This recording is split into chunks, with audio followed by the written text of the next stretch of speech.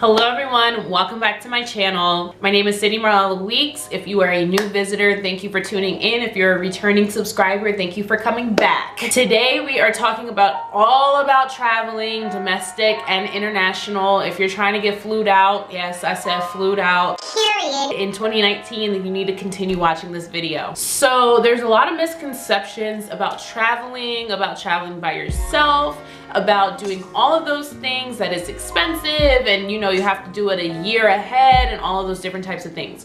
Well, I'm here to give you my tips and tricks. I'm 23 years old. I have been to 9 countries. I have been all around the United States, and I did it on a budget. The number one thing is you need to do your research. You need to make a list of everywhere you want to go. So whether that's domestic, have the states that you want to go to, or if it's international, have the list of countries and those specific cities that you want to go to as well. The number one thing when you're doing your research is you want to know when is the off season. So for instance, my favorite country is Italy. I'm going for the 3rd time in 2020 for my birthday. So usually the on season for Italy, when all of the tourists go, is in the summertime. So anytime from May to September, it's going to be really high price, it's going to be super expensive, and you're going to have to spend a lot of coins to get there. However, I'm very lucky. My birthday is January 10th. My birthday is the off season, so anywhere from October to around, I want to say March, is going to be the off season for Italy. You just want to make sure that you do your research to find when the off seasons are for the countries you want to go to.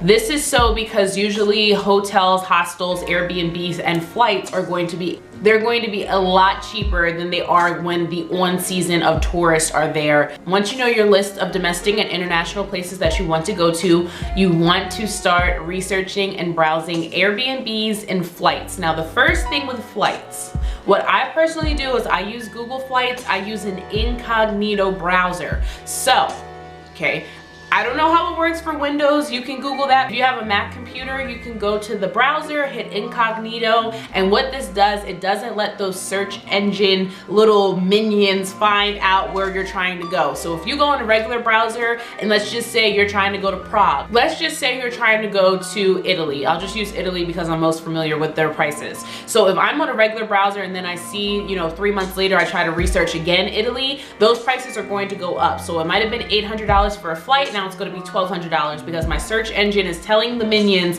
that I want to go to Italy. So they're going to jack those prices up. But if you go incognito, the minions can't get you. So what this means is if you go incognito, it's basically where those search engines that are paid by companies cannot see your search history. So if you're looking in an incognito browser for flights for Italy, they're going to be a lot cheaper. I found one flight for $500 round trip. And I'm not talking about Spirit Airlines, I'm talking about like American, British Airlines International. So you definitely want to do that for your flights. You also want to play around with the dates. Try to see, and you can do this on Google Flights. No, this isn't sponsored, I just use Google Flights, that's my preference. But you can see the month. So once you know what flights you're trying to do for your states and or your country, you can go on Google Flights, and what I like about them is specifically they will compare. So they'll compare American Airlines, Delta, Spirit, please don't fly Spirit. All of those different types of airlines to see what's your best rate. Once you're playing with your dates, you can see if that makes the price go up or if it makes it cheaper. Usually I either like to fly on a Sunday to Sunday or a Monday to Monday.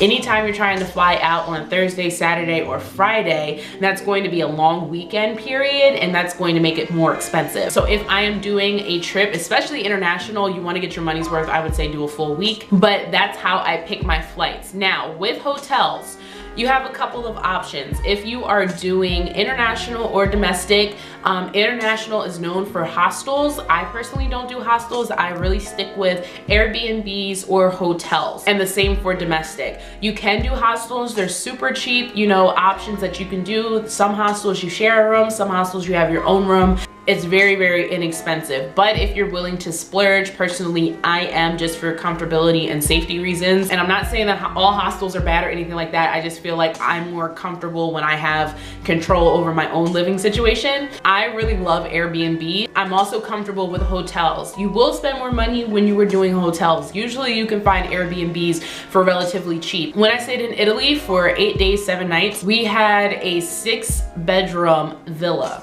for $300 for the whole entire week. $300 for the whole entire week. What? Are Are you kidding me? So think, if you had that villa in Italy, you have 6 people going for the 6 bedrooms, and you literally split that among the $300, that's 50 bucks a piece to go to Italy for a week. So make sure you do your research on that. Also, if you do have like a travel credit card, you might want to see the perks that you have for hotels or, you know, different flights if you have points for those different types of things. I really love Airbnbs. My biggest tip for Airbnb is to do the research, make sure you look at all of the pictures, read all of the reviews. Whether you want to share a room or you want to share a house, I personally always make sure that I have the whole entire house, apartment, condo, whatever it is, to myself. You want to make sure that you are having a super host, because usually that means they're a lot more attentive, it's a lot more clean, and also you get snacks usually, which is a big part of my lifestyle. Another tip that I have for traveling international on a budget, this is something I definitely like to splurge on. If you have a really long trip, make sure to book the advanced coach. Now, if you have balling on the budget, you know, dollars to go ahead in first class and even business class, that's wonderful, but nothing's wrong with coach, because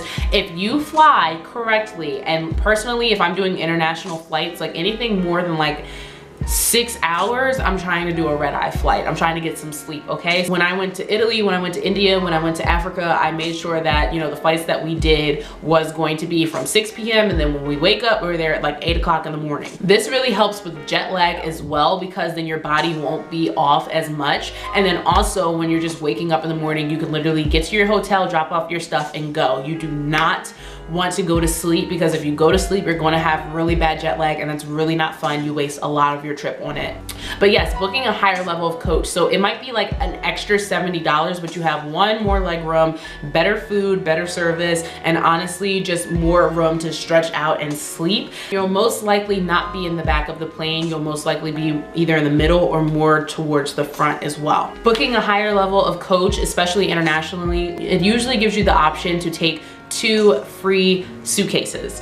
So let me give you the little travel secret on suitcases, right? When I travel, especially internationally or to California, I'm making sure that I am bringing on my backpack, I am bringing on a duffel bag with all of my clothes in it, and then I'm taking 2 empty suitcases. Now, I did not understand the first time I went to Italy. I was 17 years old. I went with my school, and all of my Italian friends brought 2 empty suitcases, a backpack, and their duffel bag on the plane.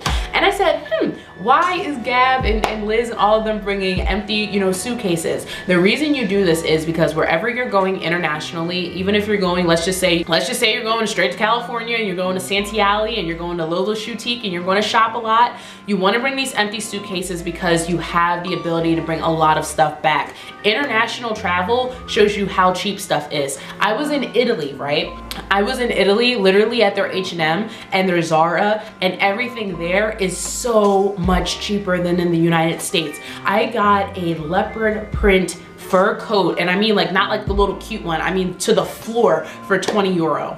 20 euro is $25 in American dollar. I literally brought food, I brought pasta, I brought everything back, and I'm glad that I had the availability to put it in those empty suitcases, because honestly, when you're traveling, especially internationally, you're doing a lot of walking, so you don't need to bring a lot of clothes. This is not the time to try to be cute. You can be cute, you need to bring clothes that are interchangeable, not a lot of shoes that are really comfy. When I was in Italy, I walked on average 4 to 7 miles a day, okay? We literally walked from the Colosseum to the Vatican and back in one day, just because you're walking, you're seeing sights, you're viewing different things, and you're not really paying attention to how much you're walking, but it does take away on your body. If you're looking to bring like food and goods back, like when I went to Italy, I brought back pasta, brought back cooking wine, I brought back different types of cured meat, I brought all that stuff back, okay? I went to the local grocery store. Now, they had cooking wine in Italy, they had pasta in Italy, you know, at the tourist sites for like 20, 30 euro. At the grocery store, the cooking wine was 1 euro. That's like $1.50, okay? So make sure you check out your local grocery store, also to have some snacks at your hotel and your Airbnb, so you're not eating out so much. That saves a lot of money.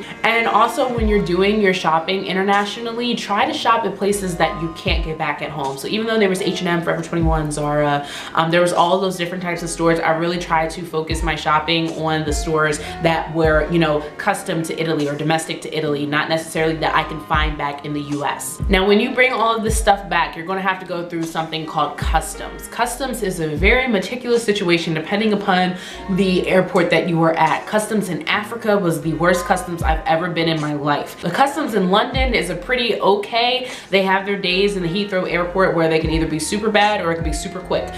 Italy was really chill. They didn't care what you brought back, but you do not want to declare everything, okay? And I know this isn't good, and I hope TSA isn't watching this because they'll like ban me from the airports for life. But if you are going to bring stuff back like dried pasta, wine, jewelry, all of those things, don't declare everything. They will search your bags, they will take it, confiscate it, and throw it away, and you will be very sad. Trust me, been there, done that. It's not fun. The only things that you really need to declare is like the smaller things, like the little trinkets you got. Nothing over $500, nothing over $500. Especially if you're on a budget, you shouldn't even be spending that much. But when I went, I did not declare any jewelry, I didn't declare any pasta, I didn't declare any cooking wine, none of those things that they might confiscate. You just want to leave it in your bag, and always check your bags, your suitcases when you come back. Never try to take them on the plane, okay?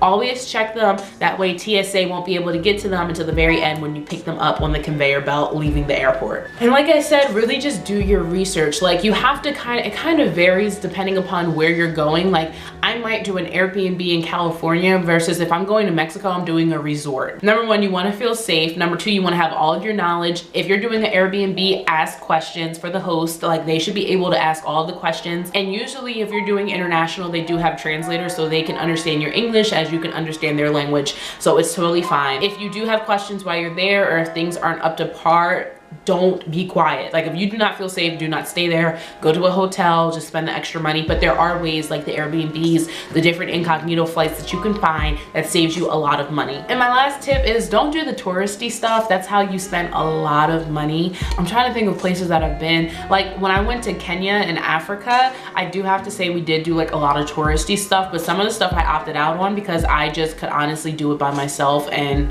I didn't have to pay the fee. We did go on a safari, but like when I was in Italy, when you go to the Colosseum, if you ever go to the Colosseum, it is one of the most beautiful sights I've ever seen in my life, but it's so expensive to try to get a tour in there when literally you can just pay the 20 euro and then go in there and then do the tour yourself. It is literally the same thing as you would do with the guide. So try to do your research on where you're going, try to do your research of touristy things and see if you can give yourself a guide and just explore. Like honestly, I think I've had the best international and domestic trips when I just explored. Number one, make sure you do your research. Number two, make sure you know your dates and when the off season is for the different type of countries and states that you want to go to. Number three, do Google flights. Make sure you check the month to see when's the lowest price, when's the highest price, or whenever you're trying to go. Check the price ranges. Mess with the dates. Remember Sunday to Sunday and Monday to Monday. Number four, make sure you know what you're doing, whether it be hostel, whether it be Airbnb, whether it be hotel for your living situation.